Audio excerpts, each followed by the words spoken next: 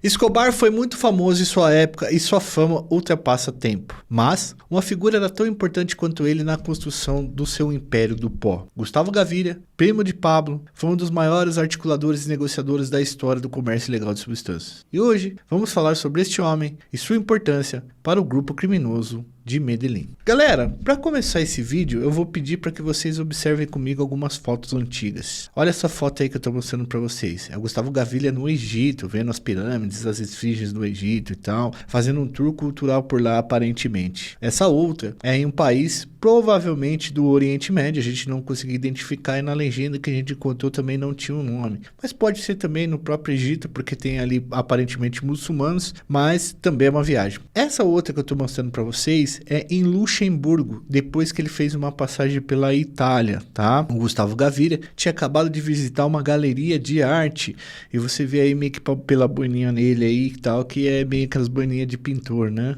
Por que a gente tá mostrando isso daí para vocês, tá? Já a princípio. Porque o Gustavo Gaviria, ele era um homem viajado, que falava 2 idiomas, se comunicava também em francês, apesar de não ser fluente. Isso é pra gente começar a quebrar já de início, para vocês entenderem o que a gente tá querendo falar aqui, as imagens daqueles chefões ignorantes que puxam armas para todo mundo, brucutu, sabe? Não cabe aqui pro caso do nosso personagem de hoje, que é o Gustavo Gaviria. E vocês vão ver uma face bastante intelectual do mundo do comércio ilegal de substâncias que talvez vocês nunca tiveram contato. Para além do primo famoso e violento, Gustavo Gaviria agia nas sombras e foi um homem que fez muita maldade, esteve do lado de fora da lei, mas tem uma história muito impressionante. Então, galera, não é porque ele é intelectualizado também, que ele era diferenciado do ponto de vista intelectual, de inteligência dos outros chefões e de organização empresarial, que ele também não era malvado e tinha suas maldades. A gente também vai falar delas aqui. Então, hoje nós veremos o dossiê Gustavo Gaviria. Neste, que é mais um produto da iconografia da história. Vamos com a gente!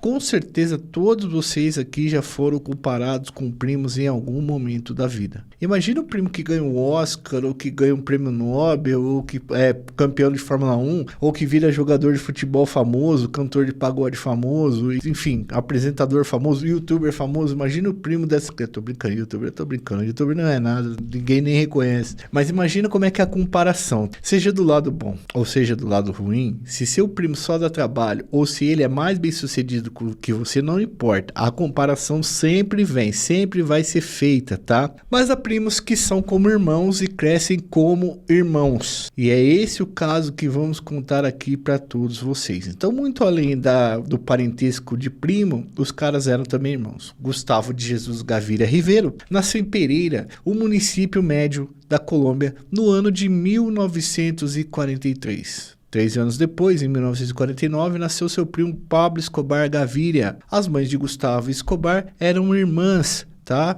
As duas tinham pouco tempo de diferença de idade uma para outra, entre mais de 10 irmãos, e elas eram muito próximas e sempre cresceram perto. É uma característica muito interessante, quem tem 10, 12 irmãos, você sempre tem um irmão que é próximo de você, ou mais velho ou mais novo, que você cria uma identidade maior com ele, que dentro desse círculo de irmãos, você acaba ficando mais próximo. Então a mãe do Pablo e a mãe do Gustavo, elas eram muito próximas por serem irmãos que nasceram com um período de diferença muito pequeno ali no meio de 10 irmãos. A mãe do Gustavo ajudou a mãe do Pablo durante os primeiros dias de nascimento do Pablo. Gustavo estava junto desse cuidado que a mãe tinha, porque ele tinha 3 anos de idade, então ela acabava cuidando dos dois, um bebê recém-nascido e um de 3 anos. Quando o Pablo foi colocado no mesmo berço que ele, eles passavam tardes juntos, enquanto a mãe de Pablo trabalhava em uma escolinha infantil, ela era professora. Isso acontecia do Pablo ficar na casa do Gustavo, porque a mãe do Gustavo era dona de casa, e até os pais dos dois chegaram a trabalhar juntos nos finais de semana no sítio do pai do Pablo, tá? Então os pais deles, eles trabalharam junto também, apesar do pai do Pablo ter vivido pouco tempo com a mãe dele depois que ele nasceu. Os primos, então, o Gustavo e o Pablo, foram criados juntos desde criancinha, com uma diferença de menos de 3 anos. Os caras brincaram juntos, estudaram juntos no ensino básico e conviveram bastante no sítio do pai do Pablo, que o pai dele tinha em Antioquia. Biógrafos oficiais dizem que na escola Gustavo protegia Pablo, que era um dos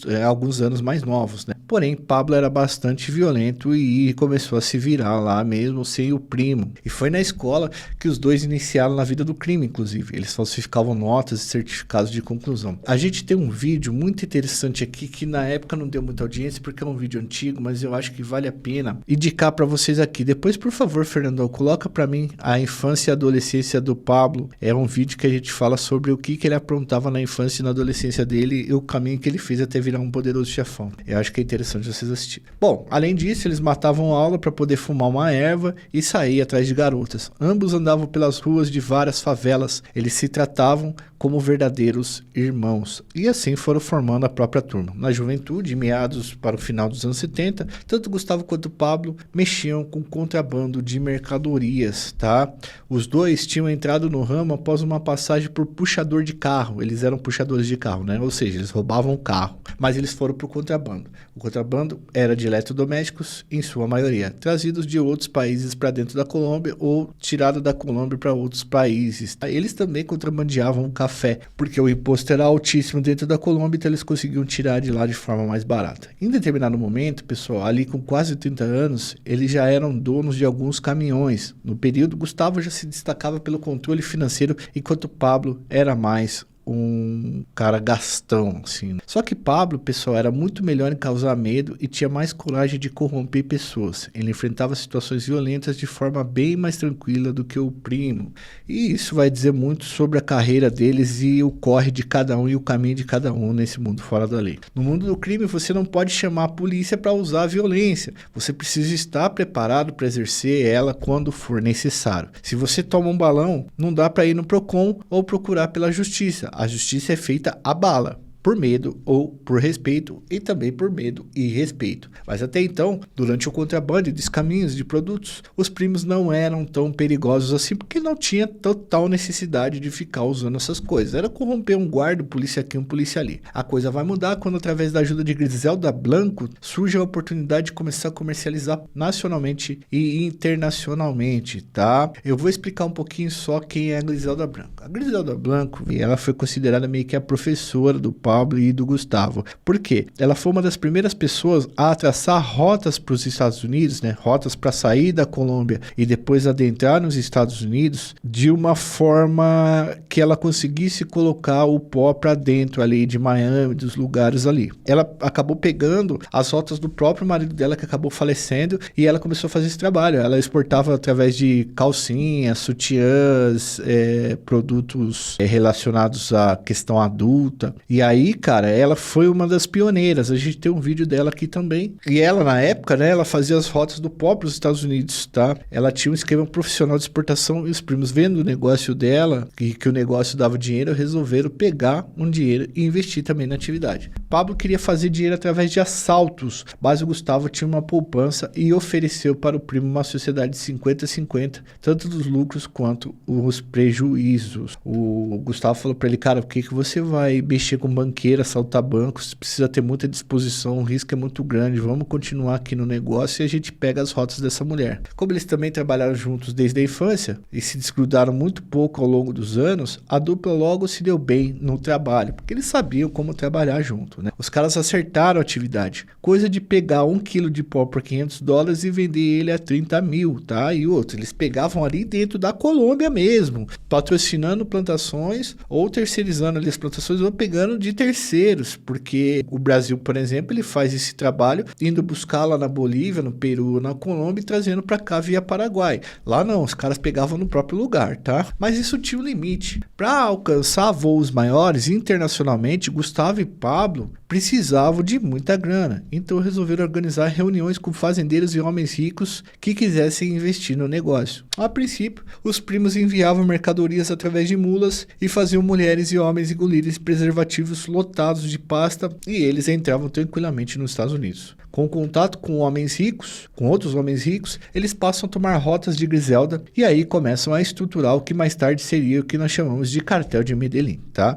E é aí que está um ponto muito importante para entender um pouco a importância e a função do Gustavo Gaviria na vida do primo e da organização, que é pouco falado, tá? A gente consultou várias bibliografias colombianas e lá me parece que há um consenso de que o Gustavo Gaviria era bastante importante, coisa que aqui a gente não ouve falar muito, tá? O pessoal fala muito do Pablo aqui. Bom, em 1976, os dois foram presos e o Gustavo aprendeu lá dentro da cadeia como subornar policiais de forma mais fácil. Escobar dava a letra e o Gustavo sacava o dinheiro. A mistura entre ameaça e dinheiro na mão era absurda e dava muito certo. Então, galera, como é que era a parada? Os dois chegavam para corromper alguém e aí eles faziam uma proposta irrecusável. Se o cara aceitasse dinheiro, falava com o Gustavo. Se o cara não aceitasse dinheiro, falava com o Pablo, que era o homem do chumbo. Aquela frase famosa lá que tem naquela série, ou plata ou pluma. Ah, outra coisa que é interessante de falar é que não vem encher o saco aqui embaixo dizendo que na série fala outra coisa. A série tem várias invenções, várias licenças poéticas e eu entendo que muitas vezes para deixar mais interessante, mais palatável, para acelerar o tempo, para encurtar certas burocracias, os caras acabam colocando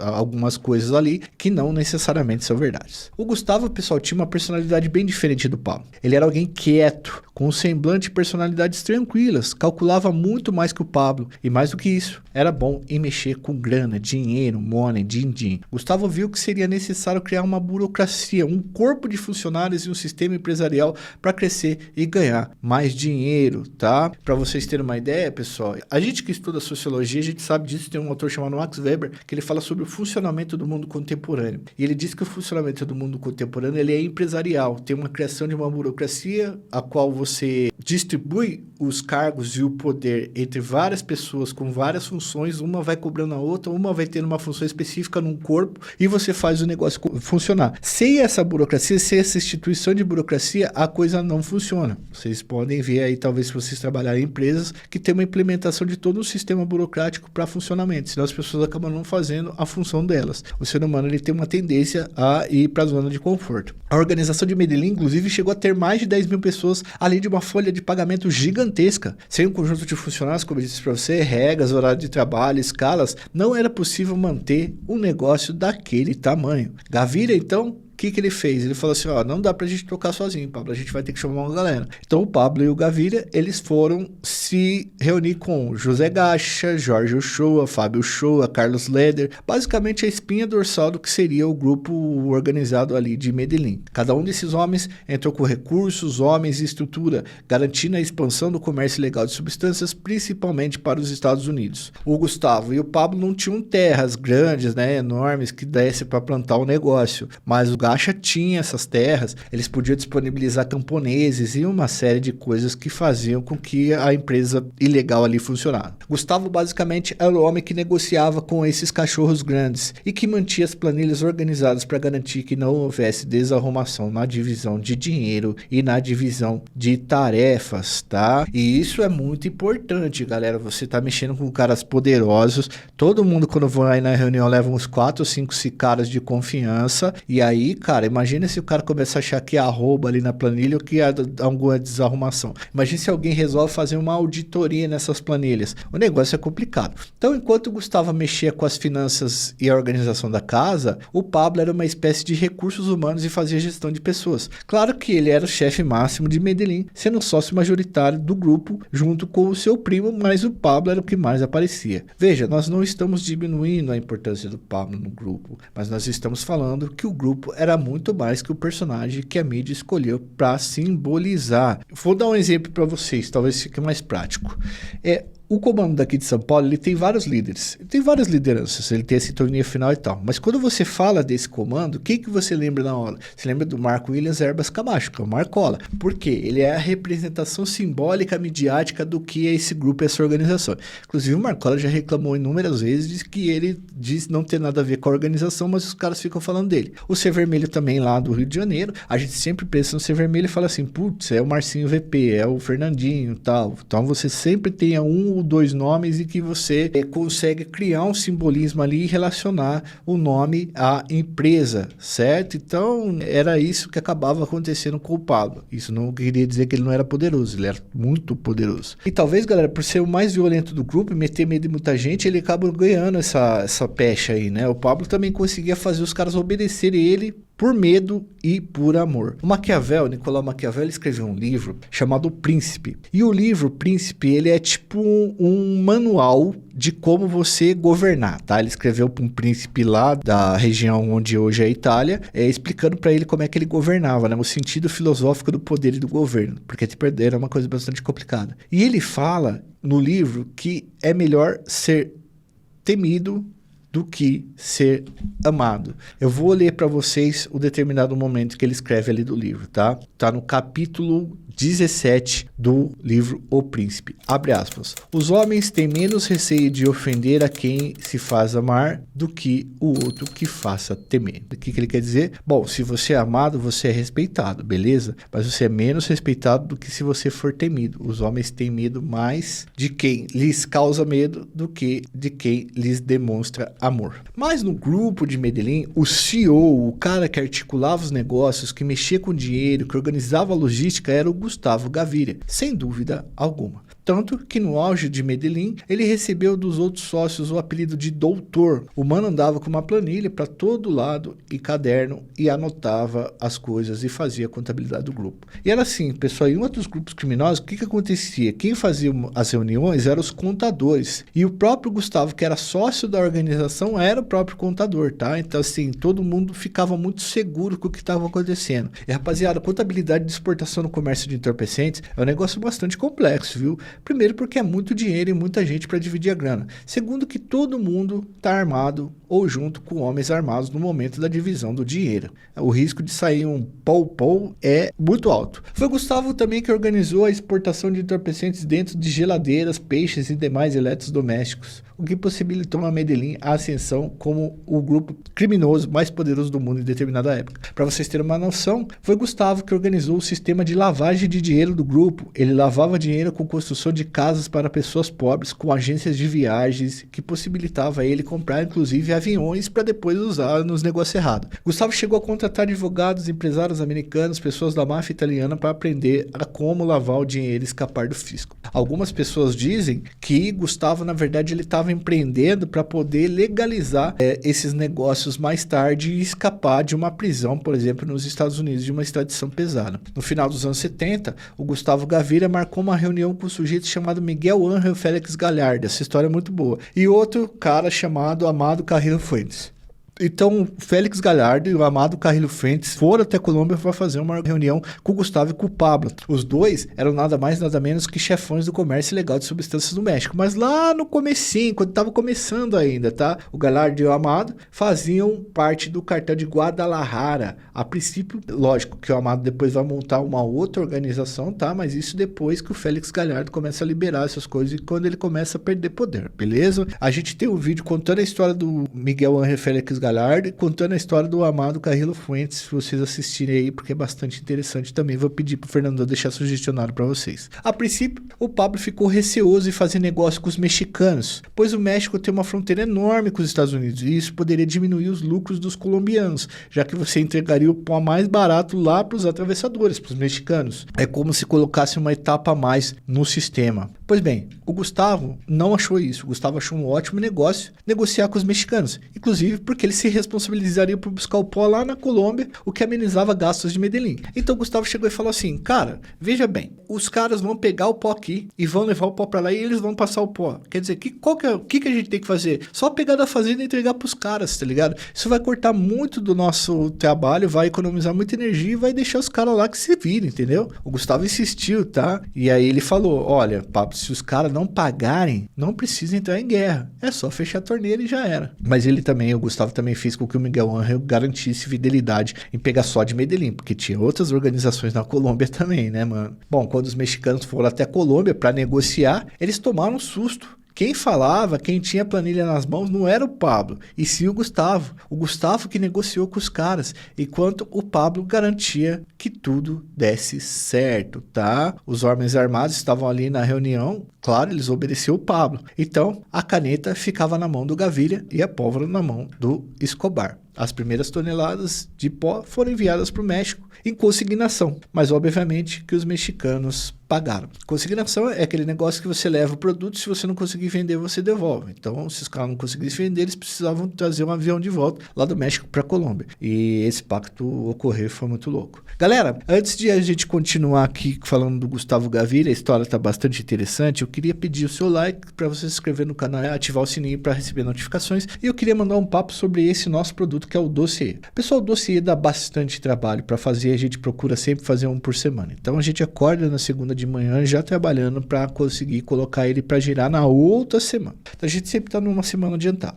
Tem vídeos que demoram menos para fazer, tem vídeo que demoram mais. Tem vídeo que é mais detalhado, tem vídeo que é menos detalhado. Tem vídeo que a gente investe um dinheiro para fazer, bom, e tem vídeo que a gente investe pouco. Mas a gente sempre tem que investir alguma grana para fazer. O que acontece? A gente não tem um patrocinador para esse produto. Então, se você gosta desse produto, de um vídeo mais detalhado, dessa forma que a gente faz, com credibilidade, uma grande gama de referências, se possível, ajuda a gente no Apoia. A partir de R$2 vocês fazem uma assinatura, é um modo muito seguro de assinar e vocês têm algumas recompensas. Por exemplo, toda sexta-feira a gente lança material novo para vocês, certo? Caso queiram também, achar que é legal e tal, façam um Pix pra gente, porque vocês ajudam muito no nosso trabalho. Pessoal, Gustavo garantiu o preço e a pureza para os mexicanos, o que possibilitou ao Miguel Félix Galhardo montar um grupo pesado no México, pois lá ele também garantia o preço e a qualidade. O que o Miguel Félix Galhardo fez lá no México com a segurança do produto que tinha ali nas mãos do Gustavo? Ele juntou vários praças, né, que eram vários chefões de vários estados mexicanos, inclusive os que faziam fronteira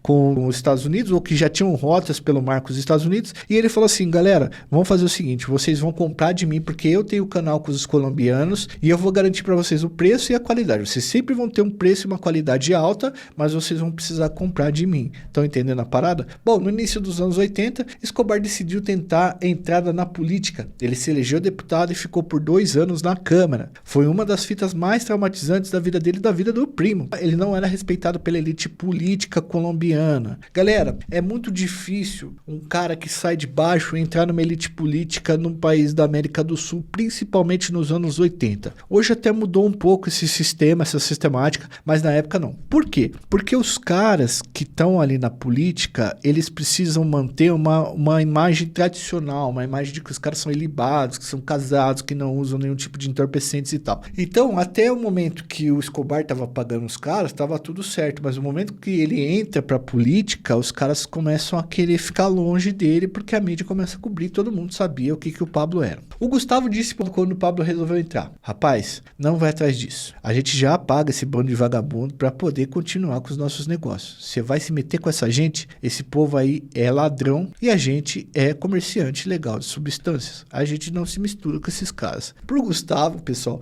político, juiz, policial, era para ter na folha de pagamento, não era para se envolver com isso. Eles eram homens que tiveram uma infância pobre e não faziam parte da elite colombiana. Eles nunca seriam aceitos, tanto que os sicários de Medellín não eram contratados da polícia, eles eram recrutados nas favelas. Outra coisa é que na política as pessoas arrumam os piores inimigos. Gustavo dizia que a política era mais suja do que o mundo do crime onde ele circulava. Mas não adiantou, galera. Foi uma das poucas vezes que o Pablo não seguiu o conselho do primo. E por não seguir o conselho do primo, né, você já sabe o que aconteceu. Nesse pequeno período como deputado, o Pablo vai se afastar dos negócios e o primo vai assumir praticamente 100% das atividades burocráticas e de recursos humanos de Medellín. Por um lado, nas mãos de Gustavo, entre 1982 e 1984, os negócios do grupo cresceram muito e Medellín chegou a exportar, na época que ele chefiou sozinho, né, o Gustavo, cerca de 80% do pó que os Estados Unidos recebiam da Colômbia, né, e os outros grupos ficavam com 20%. Fora a exportação para os mexicanos. Por outro lado, Pablo começava a pegar raiva de tudo e acabou, né, traumatizado na política. Veja novamente, pessoal, Pablo era um gênio dos negócios também, mas ele era bom mesmo em fazer pessoas aceitarem acordos. Era realmente bem mais político que o primo, mas o primo era mais discreto. Faltava para Gustavo um carisma necessário para adentrar em todos os lugares. Escobar tinha isso. Era o tipo de cara que te conquistava na conversa e se você desobedecesse, ele te obrigava a fazer as coisas por medo. Os caras amavam e temiam o Escobar. Era uma mistura muito embaçada. Mas como eu disse para você, o Gustavo também não gostava de aparecer. Era uma opção dele, tá? Mas ele tinha quase a mesma grana do Pablo e basicamente o mesmo poder. Ele era o articulador de quase tudo, principalmente financeiro, e ele era admirado pelo próprio Pablo pela sua eficiência. Gustavo mandou tirar a vida de muita gente também, tá, galera? Ele dava ordens diretas para John Jairo Arias Tascon, conhecido como El Pinina, o sicário mais violento de Medellín. Muita gente fala do La Kika, tem a publicidade lá do Popeye, mas, cara, o El Pinina era o satanás mesmo, tá? E o Gustavo tinha acesso direto a mandar o El Pinina fazer as coisas, beleza? A gente tem um vídeo também contando a história do El Pinina aqui para vocês, caso vocês queiram assistir, vai ficar aí nos comentários, tá? Nos comentários não, vai ficar aí sugestionado. E por um bom tempo, o guarda-costas do Gustavo Gaviria foi o John Jairo Velázquez, conhecido como Popeye, outro sicário também bastante perigoso. O próprio Velázquez chegou a dar uma entrevista em frente ao túmulo de Gustavo, dizendo que se o mafioso chegasse, ele poderia escolher se queria negociar ou queria tomar chumbo. Se negociasse, era com o Gustavo. Se quisesse ir na força, era com o Pablo, tá? Tem esse pedacinho aí que a gente vai colocar. Gustavo era muy diferente al patrón. Gustavo Gaviria era un hombre más clasudo, era un hombre que le gustaban las cosas finas, los relojes bien finos, muy elegantes, los vinos, sus casas eran de mucho más lujo que el patrón. Era un hombre que era muy inteligente con los números, no era tan rápido con la pistola. Hacía un gran equipo con el patrón, ¿por qué? Porque al patrón le decían Pablo Sangre y a él le decían Gustavo Dinero. Cuando estaban en la oficina del patrón en la parte alta del poblado, en los lagos, un lote inmenso en la parte alta del poblado, cuando llegaban los mafiosos, les preguntamos, ¿plata o plomo? Si era plata era con Gustavo, si era plomo con el patrón. Gustavo fue un hombre que quiso mucho al patrón, el patrón lo quiso muchísimo a él. Gustavo Gaviria, un guerrero, pero no de la forma como Pablo Emilio Escobar Gaviria, como el patrón no hay ninguno, pero también era muy guapo, pero se manejaba muy bien con los números. Gustavo hacía la pareja perfecta con el patrón porque manejaba muy bien la organización en sistema monetario. Cuando a Gustavo lo matan, es un golpe muy grande para el cartel de Medellín. A relação pessoal dos dois, pessoal, era uma relação de irmãos mesmo. Tem, como eu disse pra vocês, tem uma fotografia deles dois tirando foto juntos num cassino em Las Vegas como gangster, né? Esses caras zoando junto. Não há registro de discussões em público dos dois primos e irmãos. Eles se respeitavam bastante. Eles apostavam corridas de carro e moto, tiravam racha dentro da fazenda. Era uma relação de muito carinho e afeto. Como eu disse antes, eles eram quase irmãos. O Gustavo, galera, era apaixonado por carros. Isso é uma coisa que a gente precisa falar, tá? Ele era apaixonado por carro e por velocidade. Ele era amante de Fórmula 1 e fã do francês Alain Prost, que foi um francês que foi campeão várias vezes da Fórmula 1. Depois ele vai até rivalizar com o Senna, assim. E ele faz muito sucesso meados dos anos 80, mais ou menos. E aí o Gustavo Gaviria era muito fã desse cara, tá? E era fã, lógico, do lance da velocidade. Os primos, eles apostavam quem corria mais. Para vocês terem noção, um antigo relatório de 2 policiais da DEA que caçavam Escobar mostram bem como o Gustavo era importante nessa parada aí. Se liga, pessoal. O relatório dos agentes da DEA, Estados Unidos / Colômbia. Abre aspas. Esse é o elemento que realmente queríamos pegar vivo porque é o verdadeiro cérebro. Ele sabe tudo sobre os laboratórios, onde obter produtos químicos, as rotas de transportes, os centros de distribuição nos Estados Unidos e na Europa e conhece gente que nem nós sabemos da existência. Fecha aspas. Eles estão falando exatamente do Gustavo Gaviria e sua função no grupo de Medellín. Quando policiais americanos e colombianos conseguiram infiltrar agentes no grupo, ficaram impressionados com a força da organização de Gustavo. Os policiais relataram a seguinte ideia. Então, o chefão é bom, falando do Pablo, né? Oferece um bom uísque, faz uma boa recepção, tá?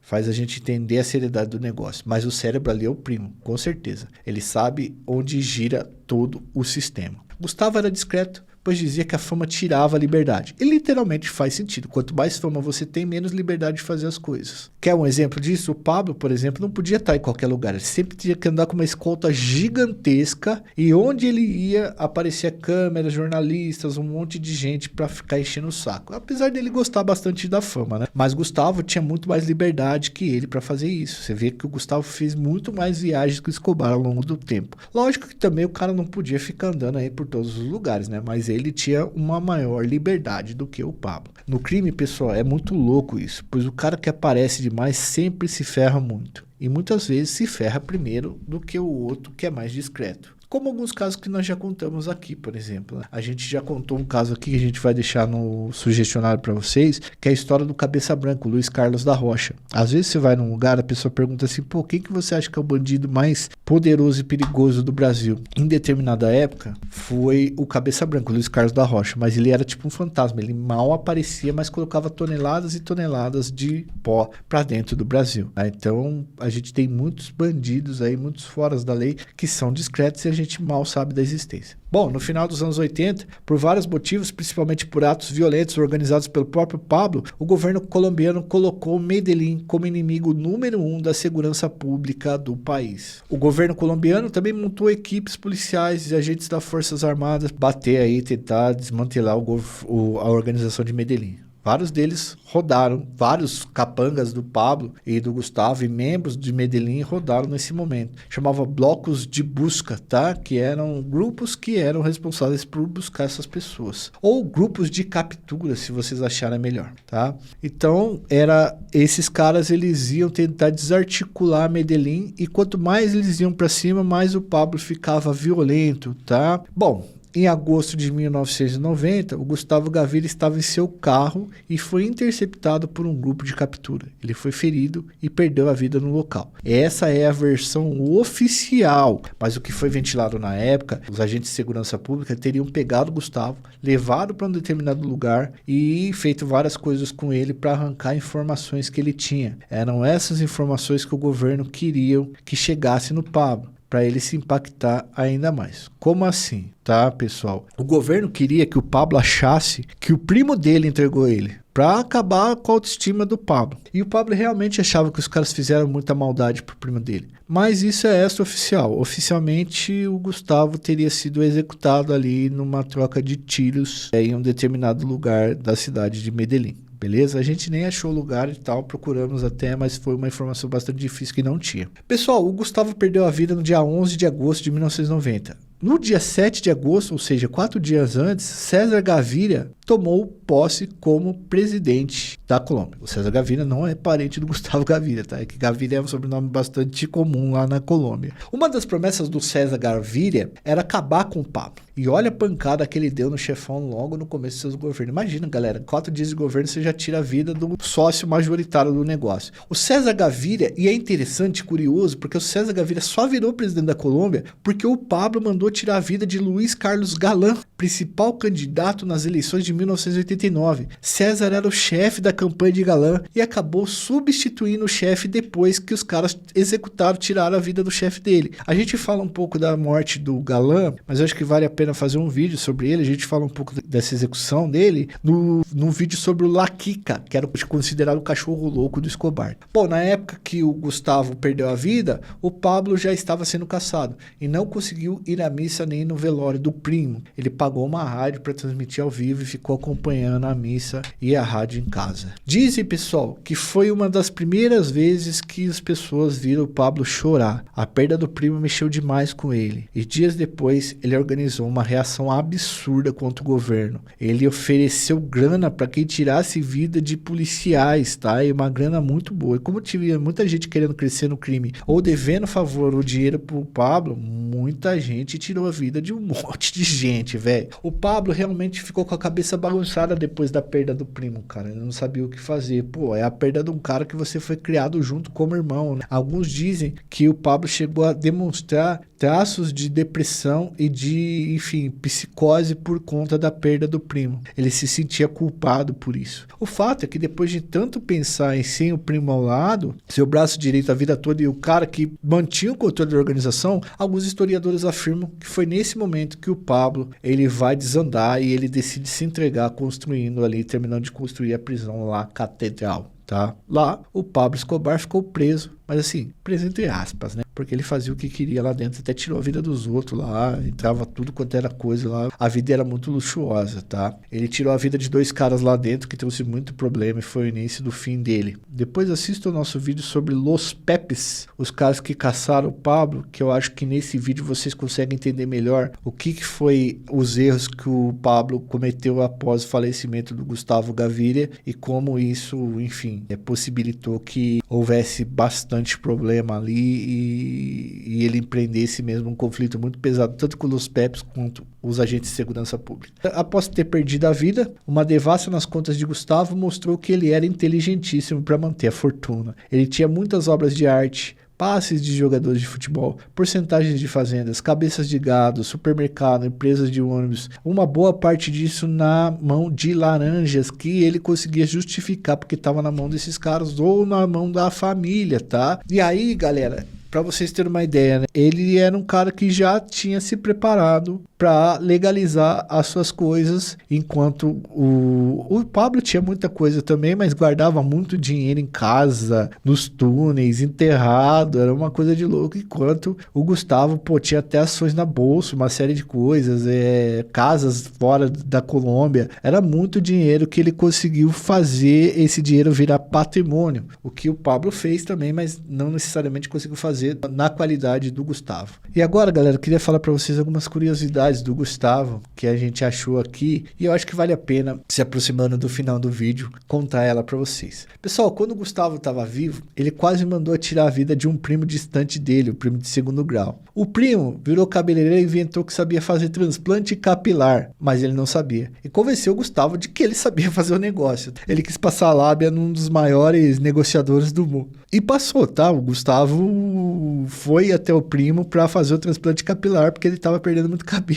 E o implante saiu errado, pessoal. O Gustavo só não mandou ceifar a vida do primo porque a mãe e a tia pediram para não fazer isso, dizendo que o primo era desmiolado. E ela disse, pegou a mancha do primo, fala que você sabe fazer o transplante capilar, isso tá errado, barato, cesou o cabelo do cara. Vai procurar aqui o Procon, velho? Bom, é por conta desse implante que deu errado que o Gustavo andava sempre com umas boinas e bonés, tá, pessoal? Aí depois ele conseguiu consertar o cabelo em determinado momento. O patrimônio que o Gustavo deixou contabilizou mais dinheiro do que o do Pablo, tá? O fisco não conseguiu pegar muita coisa dele, mesmo após o seu falecimento. Então a fortuna dele pode ser até maior. Outra curiosidade é que o Gustavo nunca usou pó, tá? Nunca usou. E nas reuniões que ele fazia, as pessoas não podiam fumar nem erva. Isso incluía o próprio Pablo, tá? O Gustavo dizia que os caras precisam estar bem para falar sobre dinheiro. E senão dá problema. Você imagina um bando de cara doido, um bando de cara armado, e aí todo mundo tá enchendo a cara ali, e uma hora sai confusão e começa a trocar tiro. Então quando vai falar de dinheiro, quando vai falar de negócio, todo mundo tem que estar são, certo? Ninguém pode usar nada. Depois que aqui a gente terminar, que fechar o negócio e tal, se vocês quiserem fazer o que vai fazer uma festa, vai beber, vai chapar o globo, mas enquanto a gente tá falando de planilha, planilha de negócio desencana. O Gustavo também, pessoal, não emprestava dinheiro, pois dizia que dinheiro fazia perder a amizade. Isso eu concordo com ele, viu, mano? Tem pilantra que empresta dinheiro e não paga, tá? E aí perde a amizade. Você empresta uma grana pro cara, o cara não paga, tá? E aí você abre os stories do cara, você abre as redes sociais, o cara tá no rolê, o cara tá na praia, o cara tá comprando celular. Ó, eu tô de zóio de você aí, pilantra. Empresta a grana dos outros, não paga, mas tá lá nos stories lá tomando cerveja de 30 real, indo em boteco, levando a mina pra sair, viu? Eu tô ligado, mano. Outra curiosidade é que Gustavo lia muito, inclusive, obras do Gabriel Garcia Marques, que é o autor colombiano talvez mais famoso aí mundialmente falando, né? Ele gostava muito de leitura. O Gustavo também fumava muito, tá, pessoal? Mais ou menos 2 maços de cigarro por dia. Era um tabagista voraz, como a gente diz. Ele também visitou o Brasil algumas vezes junto com o primo, o Escobar, tá? Ele visitou, também veio pro Brasil. Dizem que ele despertou a ira dos irmãos Uchoa, que eram os sócios dele, tá? Diz que ele se envolveu com a irmã dos caras, que era casada, e teria virado uma questão de honra para os irmãos virarem inimigo do Gustavo, tá?